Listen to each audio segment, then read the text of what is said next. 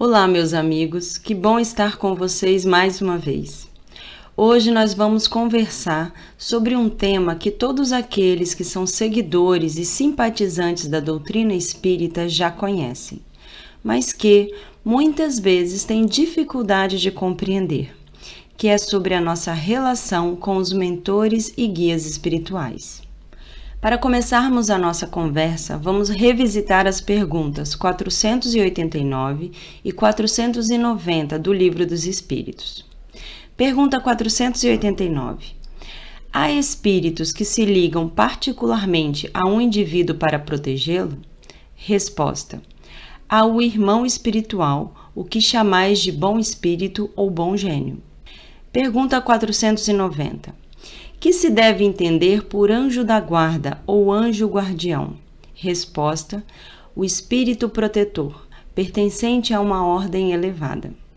Com base na resposta a essas duas perguntas, percebemos que os mentores espirituais, muitas vezes conhecidos como espíritos protetores, guias espirituais ou anjos da guarda, são irmãos desencarnados que se colocam à disposição para nos acompanhar nesta jornada material.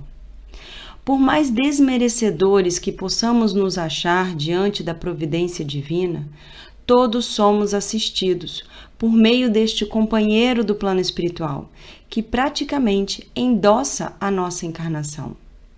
Eles geralmente são escolhidos durante o processo de planejamento reencarnatório, e essa escolha é feita de acordo com a capacidade desses irmãos em nos ajudar, e também com a sintonia que eles têm conosco. Ou seja, são irmãos dotados de um elevado patamar moral e com os quais temos afinidade. Houve um tempo em que a nossa imaturidade moral nos impedia de participar do planejamento reencarnatório, e por isso nós não opinávamos em nenhum âmbito desse processo. Hoje, no entanto, embora não estejamos esclarecidos o suficiente para traçar todo o nosso planejamento por conta própria, muitos de nós já têm a capacidade de participar mais ativamente desse processo, inclusive na escolha dos mentores. Dessa forma, a escolha de nossos mentores fica a cargo da equipe espiritual que nos auxilia, mas nós geralmente podemos opinar e concordamos com tal escolha. Dotados de um grande amor e de grande esclarecimento espiritual, os nossos mentores se compromissaram a estar ao nosso lado durante o planejamento reencarnatório, durante toda a nossa vida encarnada e quando desencarnamos, durante o nosso restabelecimento e readaptação ao plano espiritual. Além disso, como mencionado na resposta à pergunta 492 do Livro dos Espíritos, os mentores também podem nos acompanhar através de muitas existências corpóreas. Para entendermos melhor a importância do nosso mentor, vejamos a pergunta 491 do Livro dos Espíritos. Pergunta: qual a missão do espírito protetor? Resposta: a de um pai com relação aos filhos. A de guiar o seu protegido pela senda do bem, auxiliá-lo com seus conselhos, consolá-lo nas suas aflições, levantar-lhe o ânimo nas provas da vida. Dessa forma, nós percebemos que os mentores nos ajudam a nos lembrarmos dos compromissos que fizemos para com a nossa jornada de crescimento, sempre nos aconselhando e nos dando o apoio emocional e moral que necessitamos para trilharmos o nosso caminho rumo ao crescimento e à evolução. Podemos enxergar o mentor como se fosse um pai a conduzir o filho, um professor a ensinar um aluno, um tutor que vela pelo tutelado, um irmão mais experiente a orientar o menos experiente na caminhada. E essa posição de mentor é uma escolha, a qual esse irmão espiritual faz por amor a nós e também em busca do seu próprio aprimoramento moral, pois, lidando com os seus tutelados, os mentores também estão trabalhando a sua paciência, a sua tolerância, por meio da caridade e do amor ao próximo. Embora muitas pessoas já saibam de tudo ou de parte do que eu acabei de falar a respeito dos mentores, uma grande dificuldade que ainda temos em compreender é como se dá essa relação entre os mentores e os seus tutelados, porque muitas vezes nós não conseguimos percebê-los e podemos inclusive nos sentir totalmente abandonados por eles. Bom, a nossa relação com os mentores espirituais acontece da mesma forma que qualquer relação entre encarnados e desencarnados, ou seja, por meio da sintonia energética. Todos nós, encarnados e desencarnados, emanamos e recebemos energias, as quais se originam de nossas ações, sentimentos e pensamentos. Essa energia viaja pelo meio na forma de ondas, assim como acontece com as ondas de rádio que são emitidas em várias frequências e só serão captadas pelos receptores que estiverem em sintonia com elas. Isso significa que nossos mentores sempre estarão buscando nos auxiliar. Entretanto, nós só conseguiremos percebê-los com mais clareza se entrarmos em sintonia com eles. Assim, quando começamos a alimentar pensamentos e sentimentos negativos, muitas vezes não nos permitimos ouvir os conselhos e alertas de nossos queridos irmãos de caminhada. Nesse momento, muitos devem estar se perguntando: mas se são nos momentos de maior desequilíbrio que mais precisamos de ajuda, como fazer então para conseguir sentir estes mentores espirituais? Basta que desejemos a mudança e que, mesmo em desequilíbrio, tentemos buscar nos ensinamentos cristãos qual a melhor escolha a ser feita. E a oração é uma ferramenta valorosa para conseguirmos alcançar essa sintonia, pois a oração nos traz a harmonia necessária para que possamos enxergar e ouvir a nós mesmos e aqueles que nos guiam, permitindo que chegue a nós o alívio material e espiritual que tanto desejamos. Com base em tudo isso que estamos conversando, uma pergunta pode surgir na nossa mente, que seria: será que os mentores não poderiam interferir de forma mais ativa em nossa caminhada, evitando tanta dor e sofrimento? Primeira coisa que devemos compreender é que, embora possam ser vistos como pais ou irmãos mais velhos, os mentores têm esclarecimento moral suficiente para entender a importância da lei de causa e efeito, ou seja, da necessidade que temos de vivenciar as consequências de nossas ações, com o objetivo de aprendermos e crescermos. Justamente por nos amarem, eles seguirão uma das principais premissas da nossa jornada evolutiva, que é o respeito ao livre-arbítrio. Dessa forma, a não ser que sejam instruídos e autorizados pelas esferas superiores, os mentores jamais interferirão na liberdade de ação dos seus protegidos. Assim, a espiritualidade auxiliadora só interfere em nosso livre-arbítrio em casos extremos, ou seja, em momentos em que a situação que vivenciamos não nos trará oportunidades reais de aprendizado. Isso significa que, se algo nos acontece, é porque existem aprendizados nessas situações. Além disso, devido ao esclarecimento que portam, o amor que os nossos mentores têm por nós não está atrelado à posse ou à dependência, e eles têm o discernimento necessário para lidar conosco. Por isso, não devemos esperar que este nosso amigo espiritual passe a mão em nossa cabeça, tornando-se conivente com os nossos erros ou tendências negativas. Embora não sejam perfeitos e ainda tenham muito a aprender, a evolução espiritual destes irmãos será pelo menos um degrau superior à de seus protegidos. E, por isso, com uma visão mais ampla, eles não utilizam a sua condição superior para impor sua vontade e nos alertam para que possamos despertar ante a realidade da vida imortal. Mas isso então significaria que os nossos mentores se afastam de nós quando agimos de forma equivocada e alimentamos sentimentos e pensamentos negativos? Será que eles se aborrecem conosco e nos abandonam? Obviamente que não. Como são humanos e nos amam, os nossos mentores ficam tristes com as nossas ações equivocadas, porém, têm o discernimento de compreender as nossas limitações. Como descrito na resposta à pergunta 495 do Livro dos Espíritos, o espírito protetor afasta-se quando vê que seus conselhos são inúteis e que mais forte é, no seu protegido, a decisão de submeter-se à influência de espíritos inferiores. Mas ele não abandona o seu tutelado completamente e sempre se faz ouvir. É o homem encarnado que, infelizmente, tapa os seus ouvidos a esses conselhos.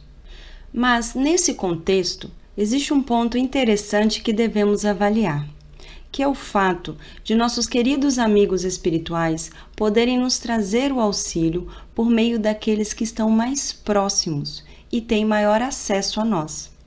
Assim, sempre devemos ouvir, com cuidado e com carinho, os conselhos e as palavras amigas que chegam até nós, pois algumas vezes, ao não conseguirem ter acesso a nós, os mentores podem se comunicar com os mentores de encarnados que nos rodeiam, trazendo o auxílio por intermédio desses irmãos.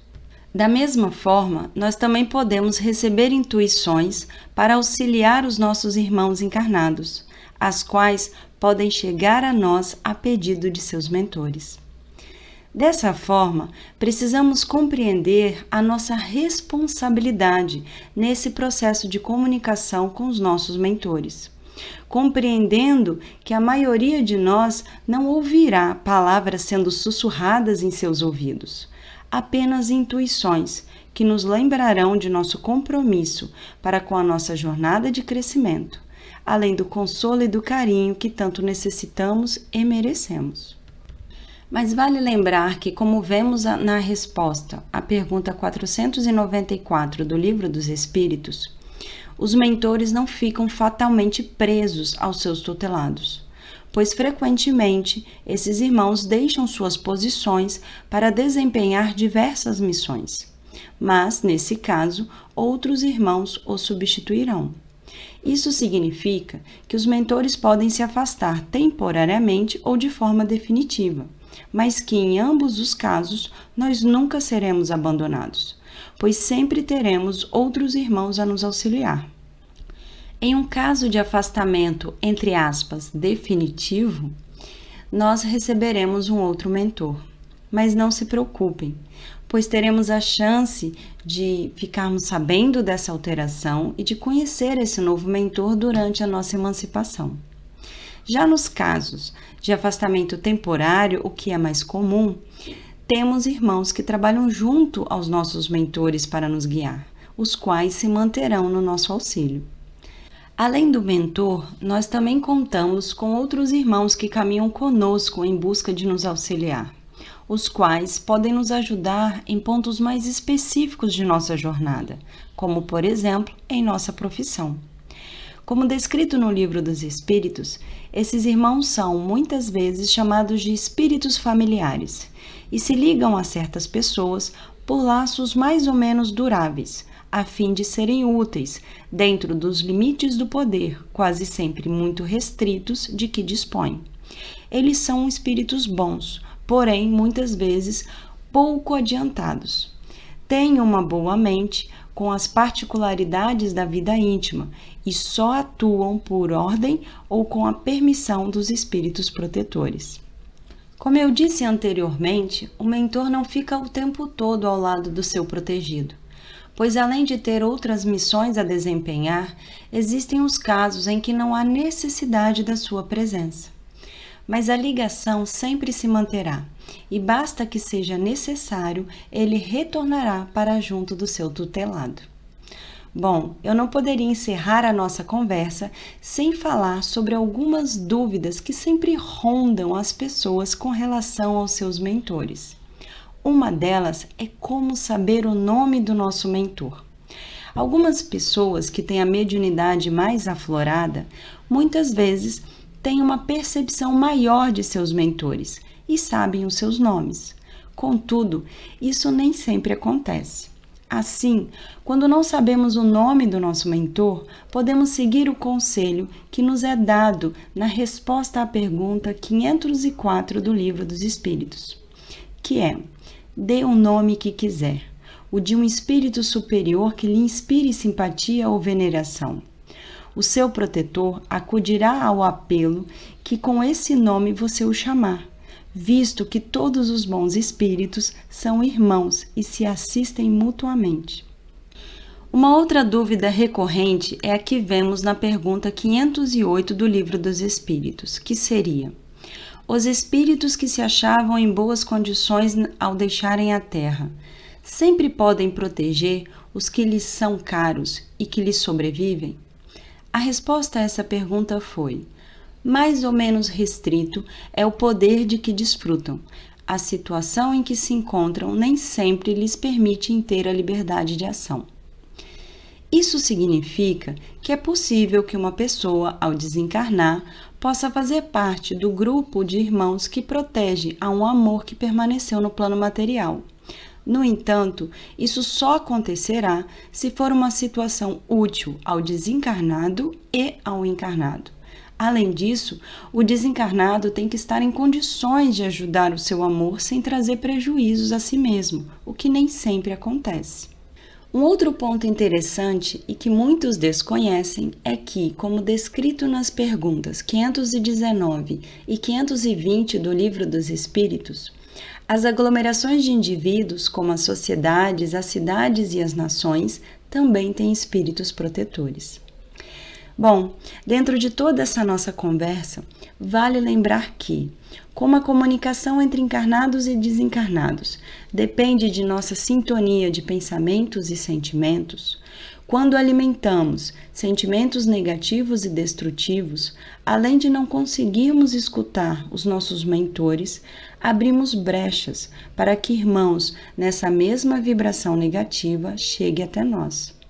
Dessa forma, devemos sempre seguir o conselho do nosso Mestre Jesus, de nos vigiar e orar, enxergando os nossos guias com muito carinho, compreendendo que eles nunca nos abandonam e sempre respeitam o nosso livre-arbítrio e as nossas limitações, e que precisamos nos abrir para receber o auxílio que nos é ofertado e aceitar a responsabilidade de que, no final das contas, as escolhas sempre serão nossas.